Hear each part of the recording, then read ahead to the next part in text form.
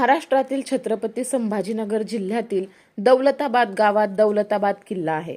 200 metre उंच शंख आकाराच्या सातमाळा टेकडीच्या माथ्यावर 12व्या शतकात हा किल्ला बांधला गेला. मध्ययुगीन काळातील सर्वात शक्तिशाली किल्ल्यांपैकी हा एक किल्ला आहे.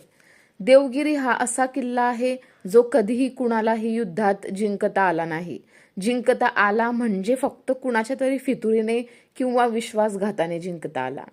दौलताबाद किल्ल्याचे मूळ नाव देवगिरी किल्ला आहे. येथील सभोवतालच्या डोंगरावर देवांचे वास्तव्य आहे, म्हणून या किल्ल्याला देवगिरी किल्ला असे म्हटले जात असे. अलाउद्दीन खिलजीने किल्ल्याचा ताबा मिळवल्यानंतर देवगिरी हे नाव बदलून दौलताबाद हे नाव किल्ल्याला दिले. फारसी भाषेतून दौलताबादचा अर्थ होतो समृद्धीचे शहर. किल्ल्याची वैशिष्ट्य म्हणजे चांद मिनार, मेंढा तोफ, दुर्गा तोफ, भूलभुलैया, मंदिरं, मशिद, पाण्याची टाकं आणि हत्ती हौद.